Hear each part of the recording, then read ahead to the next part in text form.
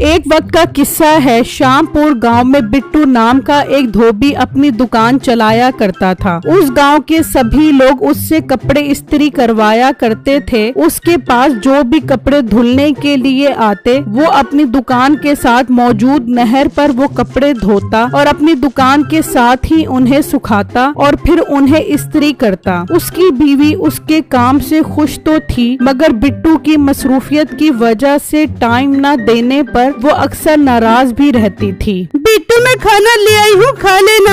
बेगम बहुत बहुत शुक्रिया, कसम से बहुत भूख लग रही थी। अच्छा किया जो खाना ले आई हो, चलो एक साथ मिलकर खाते हैं। जी नहीं, मुझे कोई शौक नहीं है आपके साथ खाना खाने का। आप खुद ही खाओ और लोगों के कपड़े इस्त्री करो, मेरे लिए तो तुम्हारे पास टाइम ही नहीं है। अरे बेगम ऐसी बात नहीं है, देखो मैं कमाता हूँ तो तुम कितने अच्छे अच्छे खाने बनाती हो। अगर मैं नहीं कमाऊंगा तो हम खाएंगे कहाँ से? इसलिए मेरी बेगम तुम गुस्सा मत किया करो। अच्छा अच्छा, ज्यादा बातें बनाने की जरूरत नहीं है, टाइम से खाना खा लेना और शाम में जल्दी घर आ जाना, आज अम्मी के घर जाना है। ठीक है बेगम, आज पक्का वादा, मैं तुम्हें तुम्हारी अम्मी के घर लेकर जाऊंगा। उसी गांव में मीठे नाम का एक लड़का अपनी बीवी और सास के साथ उनके घर में रहता था। और नसीबा मेरी बेटी, तू क्यों कपड़े धो धो कर अपने आप को हल्का करती है? अपने जोर से कपड़े धुलवाया कर, सारा दिन घर में पड़ा रोटियां तोड़ता रहता है। सासू माँ, इतने ताने देने की जरूरत नहीं है मुझे।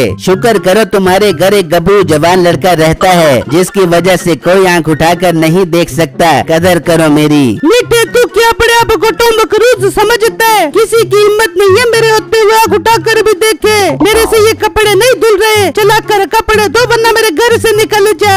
अरे मेरी बेगम तो गुस्सा क्यों करती है, मैं धोता हूँ कपड़े। फिर मीठा आता है और कपड़े धोने लग जाता है। अरे ये तो बहुत मुश्किल काम है, पूरे घर की झाड़ू भी दो, खाना भी पकाओ और अब कपड़े भी धो। नहीं नहीं मीठे, अपनी इज्जत खराब मत कर। ये क्या जल्दी हाथ चला, सोच क्या रहे? तुझे भी पता लगे कपड़े धोना कितना मुश्किल काम है। और मेरी बेगम, सारा दिन घर के काम करके मेरी हालत खराब हो गई है। मैं ये कपड़े बाजार जाके धुलवा लेता हूँ। मुफ्त में कपड़े नहीं धुलते, पैसे कौन देगा? और बेगम, पैसों का बंदोबस्त भी मैं कर लूँगा, तू परेशान मत हो। मैं ये कपड़े बाजार ले जाकर धुलवा रहा हूँ। फिर मीठा कपड़ों की गठरी लेकर जाता है और बिट्टू की दुकान पर पहुँच जाता है। भाई साहब, ये सारे कपड़े अच्छी तरह धोने हैं, कोई दाग धब्बा नजर न आए। भाई साहब आप परेशान मत हो, मैं सर्फ लगाकर डंडे मार मार के धोऊंगा, एक भी दाग नहीं रहेगा। ख्याल करी कपड़े फट न जाएं, वरना मेरी बेगम मुझे फाड़ देगी। अरे नहीं, आप बेफिक्र होकर चले जाएं, आपका काम बहुत अच्छा हो जाएगा। ठीक है, मैं तुम्हें अपने घर का पता बताता हूँ, शाम में मेरे घर कपड़े पहुँचा देना और पैसे वहीं से आकर ले जाना। फिर मीठा उसे अपने घर का पता बताकर वहाँ ले जाता है और बिट्टू वो सारे कपड़े धोना शुरू कर देता है। और जब शाम होती है तो वो कपड़े लेकर मीठे के घर चला जाता है और दरवाजा बजाता है। जा नसीबो, जाकर देख मीठा आया बेगा। अच्छा अम्मा, मैं देख के आती हूँ। नसीबो बाहर आती है तो बाहर बिट्टू कपड़े लेकर खड़ा होता है। बाजी मीठा भाई ये कपड़े धुलवाने के लिए देकर गया था, मैं धोकर ले आया हूँ, 1500 रुपए धुलाई के दे दो।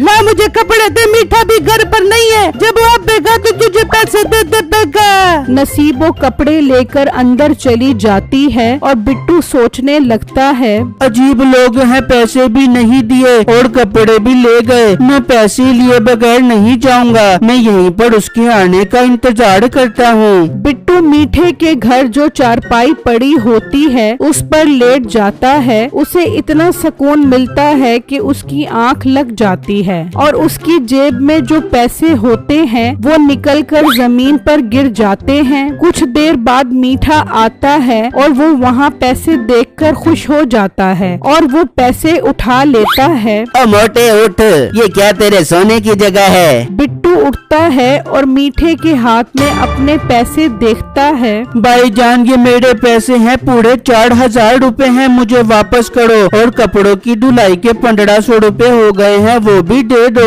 अच्छा, जो तुम मेरी मजेदार जगह पर मजे लेकर लेटा है, उसके पैसे कौन देगा? क्या मतलब भाई? मतलब ये कि इस जगह पर बैठने, लेटने और सोने के मैं 5500 रुपए लेता हूँ। 1500 रुपए तेरी धुलाई के कटे तो 4000 रुपए मेरे आ गए। चल अब शाबाश, यहाँ से निकल। और अगर आइंदा यहाँ आकर खड़ा हुआ तो 5500 रुपए से मैं 1 रुपया भी कम नहीं लूंगा। ये कहकर मीठा भी अंदर चला जाता है और बिट्टू उसे हैरत से देखता रह जाता है और घर पहुंचकर सबको बताता है। क्या उस जगह पर सोने के उसने तुझसे 5500 रुपए ले लिए? हाँ अब्बू जान, वो बहुत चालाक इंसान है। कह रहा था अगर दोबारा यहाँ खड़े हुए तो 5500 रुपए एक दिन का देना होगा।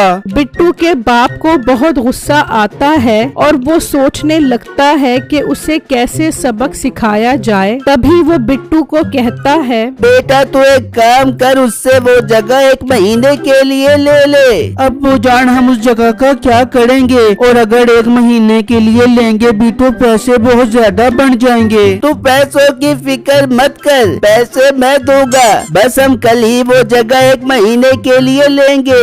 बिट्टू को कुछ समझ नहीं आता, मगर जब अगला दिन निकलता है तो वो अपने बाप और गांव के कुछ लोगों के साथ मीठे के घर आ जाता है। मीठे भाई, हमें आपके घर के बाढ़ वाली जगह 1 महीने के लिए चाहिए, मैं पैसे देने को तैयार हूँ। ये बात सुनते ही मीठे के दिल में तो जैसे खुशी के लड्डू फूटने लगते हैं। पर बेटा तुम ये जगह 1 महीने से पहले हमसे खाली नहीं करवाओगे। अगर खाली करवाई तो तुम्हें डबल पैसे देने होंगे। मैं पागल हूँ जो आपसे 1 महीने से पहले जगह खाली करवाऊँ। 5500 के हिसाब से महीने के 1.5 लाख रुपए बनते हैं, वो मुझे दे दो और मेरे घर के बाहर वाली जगह ले लो। वो उसे 1.5 लाख रुपए देकर चले जाते हैं। मीठा तो खुशी से निढाल हो जाता है। देख ले बेगम, तेरा शोहर घर पर बैठ के कैसे नोट छाप रहा है। मेरी कारीगरी चेक कर। घर के बाहर वाली बेकार जगह मैंने 1.5 लाख रुपए रेंट पर दे दी। अब करेगी अपने शोहर की इज्जत। अरे बेटे मेरी जाड़ की टोटी इज्जत तो क्या मैं तेरे पाँव धो धो के पी दूंगी। तू बस आराम कर, घर के सारे काम कर बेबूंगी। अब्बू जान हमने इतनी बड़ी रकम तो उसे दे दी है, पर हम उस बेकार जगह का क्या करेंगे?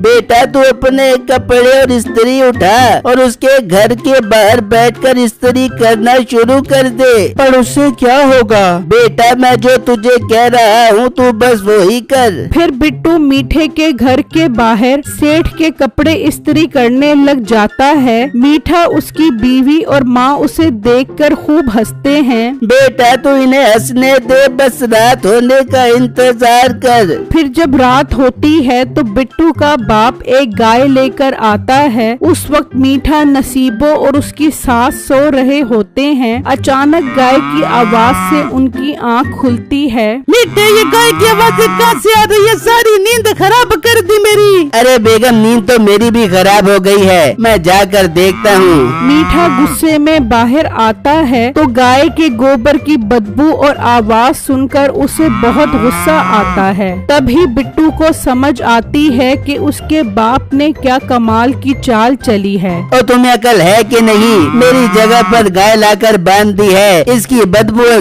गा ने मेरी सारी नींद बर्बाद कर दी है। ओ हेलो, ये जगह आपकी नहीं, ये हमने 1 महीने के लिए ली है। हम 1 महीने जो मर्जी करें। मीठा वापस अंदर आ जाता है और वो रात गुजरने का इंतजार करने लगते हैं। फिर जैसे ही सुबह होती है तो बिट्टू का बाप वो गाय ले जाता है। मीठे ये तेरी वजह से हुआ, देख मेरे घर के आगे कितना गोबर मचा दिया इन्होंने। चल मीठे सारा गोबर साफ कर। फिर मीठा गोबर साफ करने लग जाता है। इस तरह सारा दिन गुजर जाता है। शुक्र है मीठे वो गाय लेकर नहीं आए, मैं तो कल रात की जागी हूँ, आज सुकून से सो दूंगी। हाँ बेगम, आज तो मैं भी सुकून से सोऊंगा। कसम से गोबर साफ कर कर के मेरा दिमाग खराब हो गया है। वो तीनों सो जाते हैं तो अचानक बाहर से गाय, गधे और कुत्ते की आवाजें आने लग जाती हैं। हाय मीठे मैं मर गई। मीठे बाहर जाके देखा, आज ये क्या स्यापा ले आए हैं। अरे बेगम, ये तो हमारी नाक पर ही लड़ गए। चल बाहर चल के देखते हैं। वो जैसे ही बाहर आते हैं तो आग बिट्टू ने गाय, गधा और कुत्ता भी वहाँ बांधा हुआ होता है। ये तुम लोगों ने क्या तमाशा बनाया हुआ है? अपने जानवर खोलो और यहाँ से दफा हो जाओ, वरना मैं पुलिस को बुला लूंगा। बेटा बुला लो पुलिस को, हमने तो ये जगह तेरे से 1 महीने के लिए ली है, हम जो मर्जी करें। मर्जी मुर्जी कोई नहीं चलेगी तुम्हारी, अपनी मवेशी मंडी उठा बोरिया से गुम हो जब। हमने आपको इस जगह के 1.5 लाख रुपए दिए हैं, हमें 3 लाख रुपए दे दो, हम चले जाते हैं। तो मेरे को जाओ, मैं भी पैसे लेके आती हूँ। नसीबो अंदर जाती है और 1.5 लाख रुपए ले आती है। ये लो अपने 1.5 लाख रुपए और बाकी 1.5 लाख की जगह मीठे को ले जा, बोर से मार मार के बंदर बना दे। अरे बेगम ये तू क्या कह रही है? मुझे इनके साथ ना भेज, ये मुझे बहुत मारेंगे। तू 1.5 लाख रुपए इन्हें दे दे, कसम से मैं आज से तेरे तो क्या पूरे मोहल्ले के बच्चों के निक्कर, चड्डी, बनियान और कच्चे दूंगा। तो ठीक है, हमारे साथ चलो, हमारे पास बहुत लोगों के कच्चे और बनियान है, चलकर वो धो। वो मीठे को अपने साथ ले जाते हैं और अगले दिन उससे खूब कपड़े धुलवाते हैं।